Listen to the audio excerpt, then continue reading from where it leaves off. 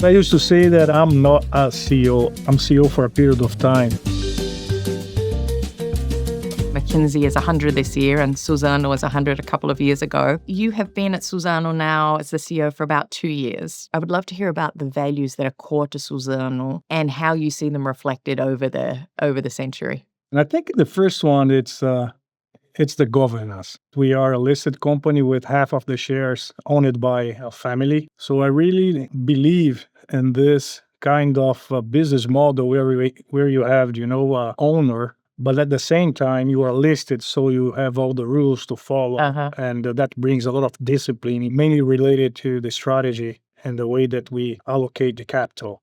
The second one, it's we have, as part of our culture, a very long-term view about what we want to build. We are not looking for the next quarter. We are not looking for the year. We are looking for the next generation. And that's very attractive in terms of managing a business. Absolutely. The other point, which I think is very important, it's how capable the people are to work together. We're able to attract with the right spirit.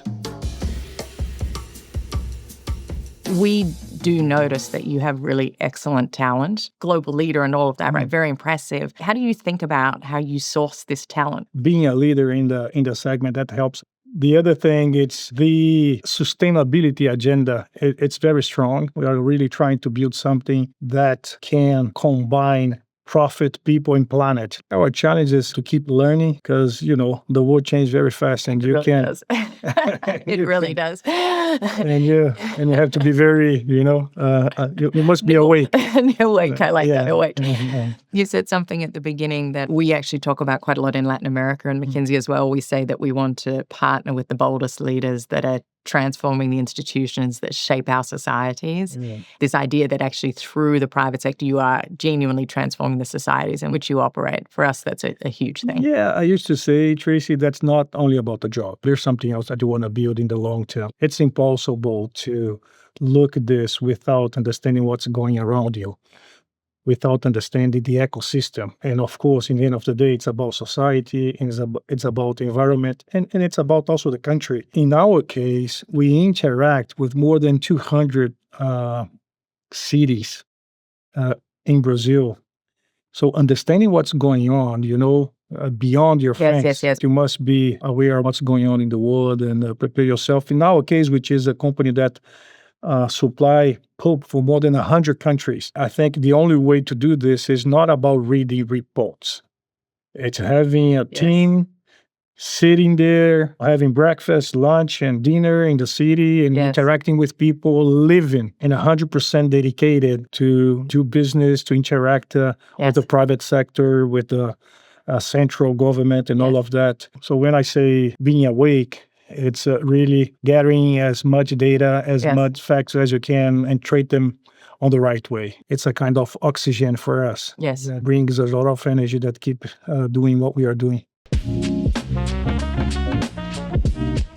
Talk to me about implementing tech and AI in your business. How are you moving? We see opportunities to apply AI in most of our main process. We see in the supply chain, sales, understanding better our customers, planting 1 million trees every day. It's what we do. So we have a lot of data to work on the operational side, on how do you plant, how do you transport wood. The concern that I have, it's how to implement this on the right way, because there's a big risk about bringing the cost of the new technology without, measuring the savings and the gains. And the other concern that I have that we must take into account in this journey is cybersecurity. So making sure that you have protocols to protect the business and have the new technologies as a lever and not a threat. And I realized that we must go back to school. That's where we are now. It's a kind of a learning process, and you must know which questions you're going to ask to the team. To do the right questions on the AI side, you must learn. Especially because everything you say gets magnified 1 million times. So if you ask the wrong question, people are scurrying off doing 100 different things that you don't know. It was actually just a genuine question. Yeah, that's right. I don't believe in, on leading a team and managing a team without having a clue about what you're talking about, You must dedicate time and learn and try to be together with the team on the journey. It's the way that I think it's going to work. Suzano was already a global company, but you've embarked upon, quite a transformation, including the JV with Kimberly-Clark. Talk to us a little bit about, what do you aspire to? There's a kind of obligation to try to understand how is the market abroad, outside Brazil, if we are planning to keep growing. And we see Kimberly-Clark with a lot of competence on the marketing side, product development, yes, on branding. We thought that it was a great combination in terms of complementary competence. All right, let's talk about you as a leader. You are a very discreet leader, right? If we were to spend, half an hour on the internet searching about you, we'd come up with very little about you personally. In today's world, it is a deliberate posture. Talk to me about how you chose that posture, what is the value it creates for you, and how you maintain that. There's a couple of things, Tracy. Firstly, I don't believe on the leader that is moving kind of alone about being the superstar. I don't really believe on that. The strength of building something, it's bringing the team together with you. If I could, I would be very, under the screen, under the radar. Yes. I want to do everything that we do without losing the connection with my family. I'm married for 23 years. I have 3 kids that still need me. My younger boy has only 12. And I have a 12-year-old too. Yeah. And the other thing, I really like the idea of under-promise. Speak through action. Yeah, it's what I believe. That's why I behave like that.